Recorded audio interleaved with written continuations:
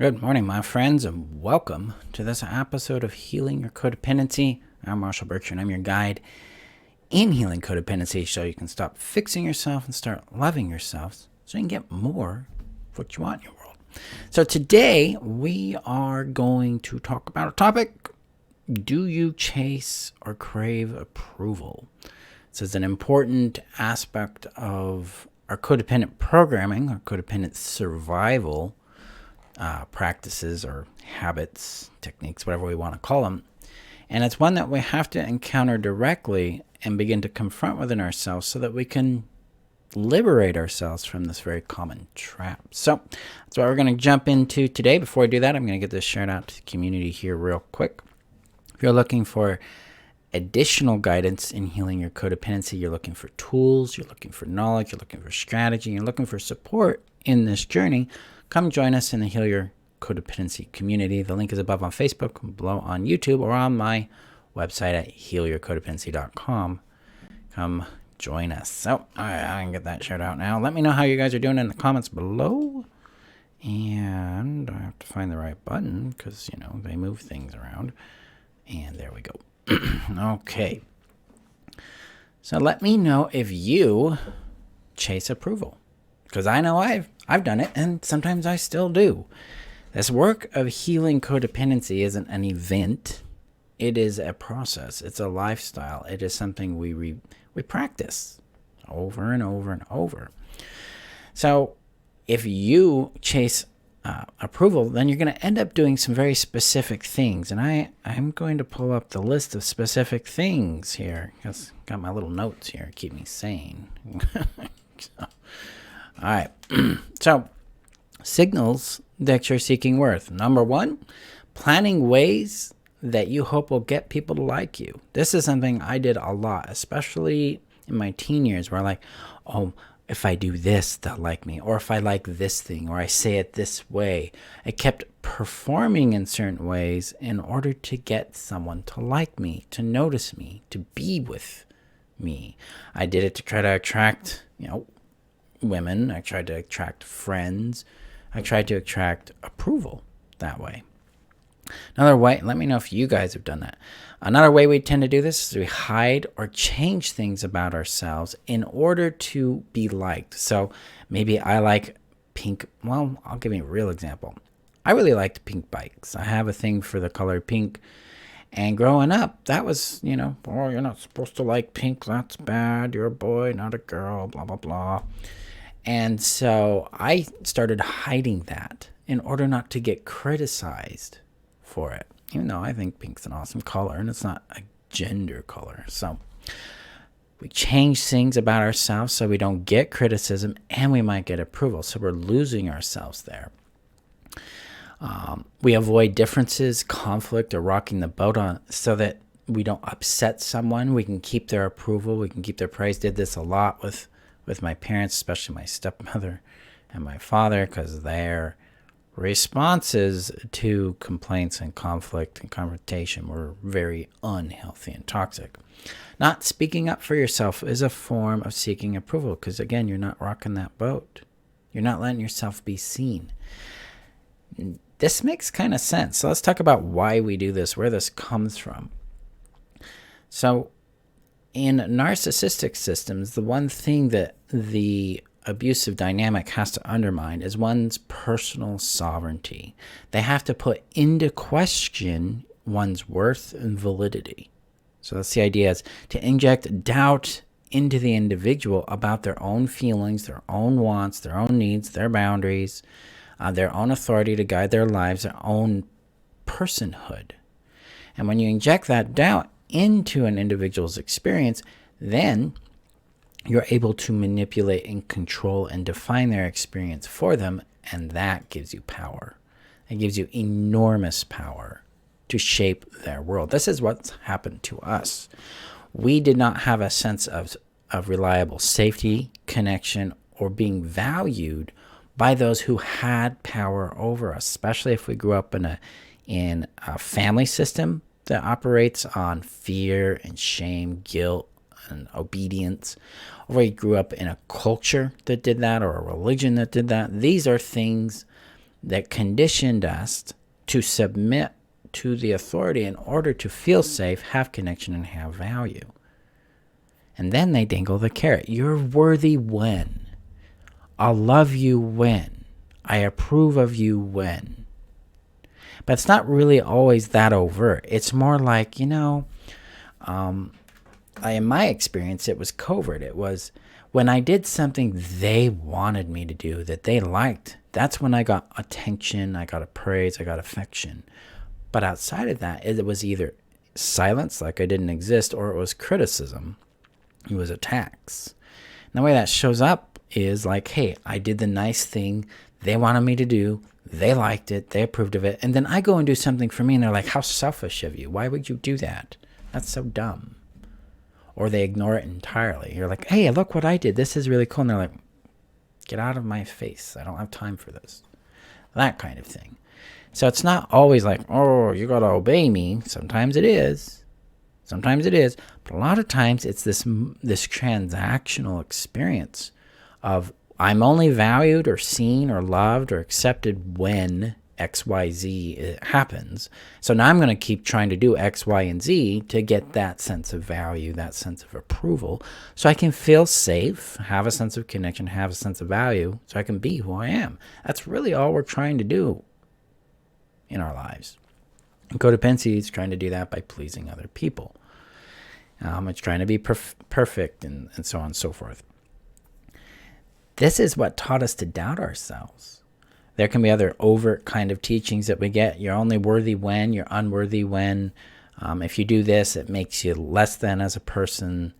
That can be communicated in very direct terms, or sometimes it's just communicated by what the parent or the peer or the partner prefers or thinks is the right thing.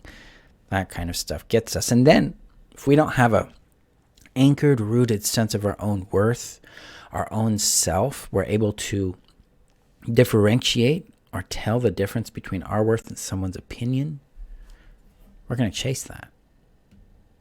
We're going to chase their approval. We're going to seek it because we think that they have our approval. We think they define it in some way. That's fundamentally what we're doing here and what we're experiencing is this distrust in our own sense of worth. We trust their feedback. We trust their claim as authority, and that gives them the power to dangle the little carrot of worth to make us chase that thing. And it's because we don't have a reliable sense of self. Like Pam says, I don't exist without it sometimes. Yeah, because we were not taught, you were not taught to access yourself. You were taught to abandon yourself, thus I don't exist to myself, and chase their world to get them to fill in that gap. So abandonment, neglect, being ignored chronically creates these kinds of things. So how do we get out of this trap? What do we do here? It starts first, in my system, in my work, it always starts with acknowledging your lived experience. And what that means is like, ouch, I have been abandoned. I have been ignored. I have felt invisible to other people that I loved and cared for and I depended on. So no wonder I'm chasing this. I have not been seen. I've not been met. I've not been heard. I've not been valued for my presence. So let me give you the other side of this. So in a healthy dynamic, a healthy family, a healthy culture, a healthy relationship, we are valued for who we are. We're valued because we exist. And the way that shows up in real life is the appreciation and warmth an individual has for you being there. I'm just happy you're here. I just want to be in your presence. I enjoy our space together, our time together. There isn't a function always involved. Sometimes there is, because in healthy relationships, there's, some transactions going on. There's like, I'm give this, or I receive that, and blah, blah, blah, blah. But it's housed in this idea of we're nurturing each other, we're meeting each other, we're understanding each other, we like each other. And so there's this warmth of like, oh, I give an example of a parent responding to their child in the healthy way. So the unhealthy way would be the child brings the parent their creation. Here, Mommy, look, I made this big mud pit thing. Look. Oh, God, what a mess right there. That would be the unhealthy approach. The warm approach, the approach that would communicate to the child that they're valued, is, wow, look at what you did. This is really cool. Let's play with it. Another way that could be communicated to an individual that they're valued is that, hey, can I come just sit with you? Be in the space with you? Chill with you? It's this sharing of proximity, of closeness, that really communicates, oh, you want to be with me. It's like when I'm, how I show it to my children, hey, I'm thinking about you. I miss you. What's going on in your world? Let's go out to lunch. You want to come over and just watch a movie or chill or chat? I miss you. And yeah, they're like, yeah, let's do that. Same thing with my girlfriend. Same thing with my stepchildren. We do this with people we care about. So it's this warmth of being seen and valued. That's how we start to feel, especially as a child. We're like, oh, I've got value. I matter to someone, right? Now, as adults, our work is we matter to ourselves. We've internalized this aspect of I matter to me, I have value, and now I am seeking relationship with people who also value me. So they're not defining my worth anymore. Instead, they're recognizing it, and we get to have fun and play and intimacy and companionship and face life together.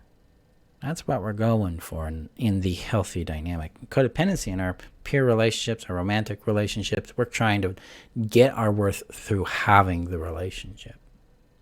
So how do we heal this? Again, it starts first with the acknowledgement and legitimization of our lived experience so that the pain we're going through can be made more real and valid to us. And it's from that we can start to actually question the claims that have separated us from our worth. We have to encounter this. We have to confront it and go, hey, what shifts if I distrust just a bit their claims that I need their approval to have worth? Or what shifts if I trust just a bit that my value is not defined by their neglect, by their ignoring me, by their rejection, by their abandonment? This starts to break up the glue that trusting a thing creates.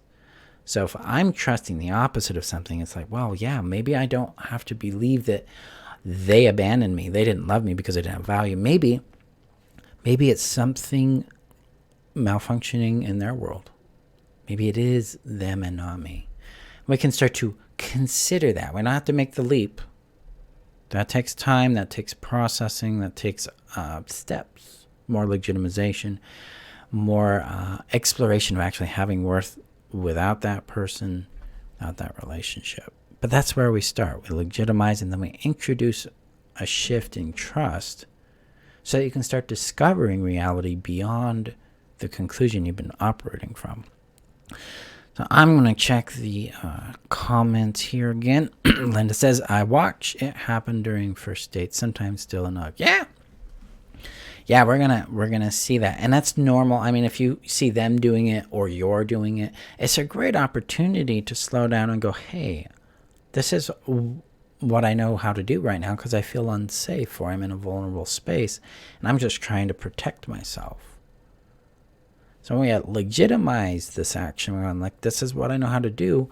It opens us up to what do I want to do next time, or how do I want to shift this so I get something different going on. So we go approach that very, very compassionately. Pam says it's like being a chameleon in order to attract people. Yes. Yeah. And that's kind of our challenge here. This trust in this idea that there's something wrong with us, something undesirable about us, has configured us to try to display ourselves in a way that would get us some love. The irony in this, and this is kind of a blunt cake, so check in with yourself if you want to hear this. The irony in this is that it attracts the people who are not good for us.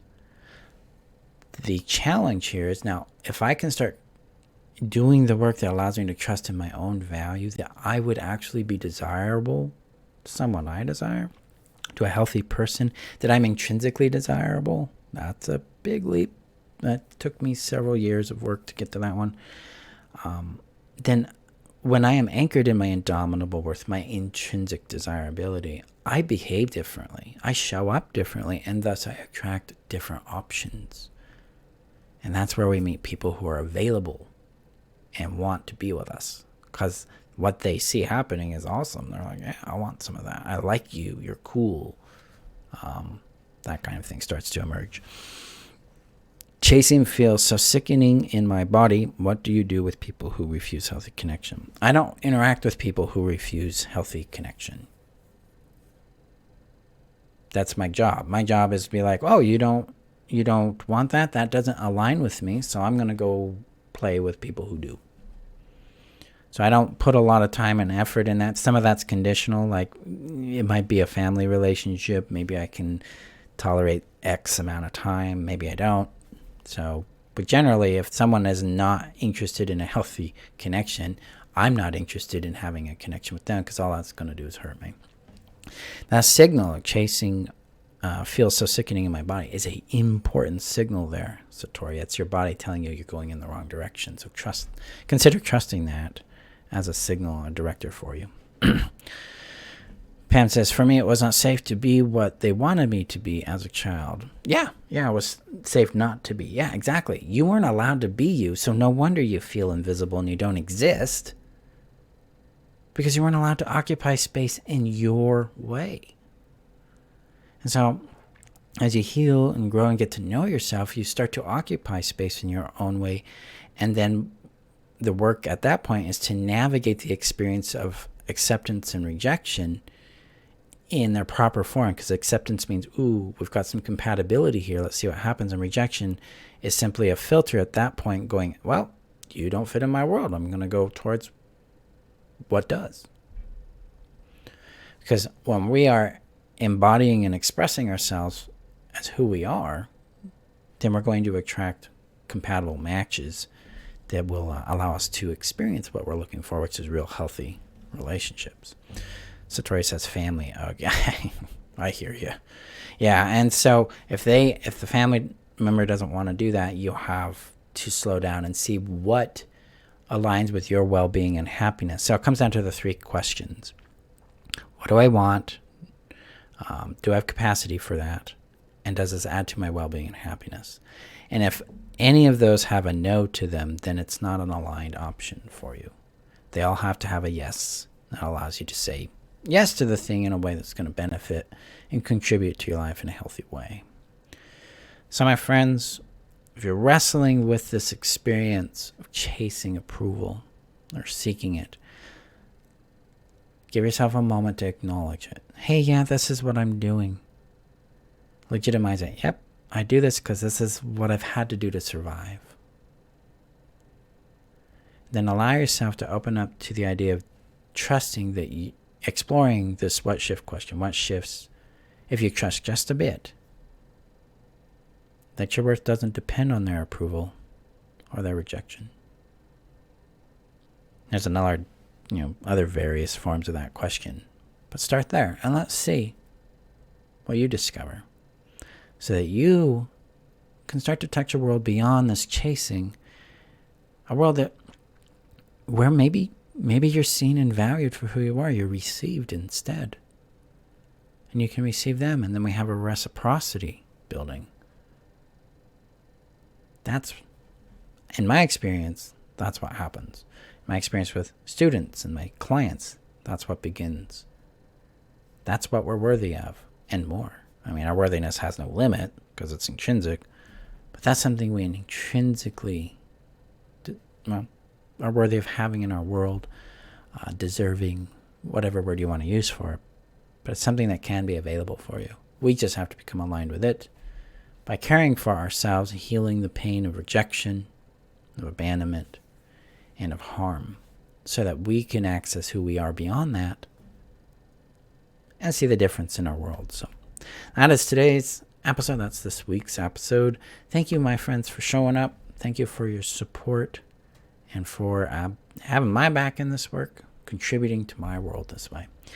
Remember to go gently with yourselves. And if you're on Facebook, or watching on Facebook right now, but if you're on YouTube, hit that subscribe button and share this out with people you believe could benefit from this work too. Okay. Pam, I want to hit that comment actually real quick here. It was never safe for me not to be a child because danger lurked. Yeah. Yep. Yeah, it's a biggie. We have to be safe enough to be ourselves. And that's why always in my work, we start with safety and building it up so that we can and make it safe enough to actually do some experiments and discover who we are beyond where we're at. So, gently, my friends. I'll see you in our next episode. Bye-bye.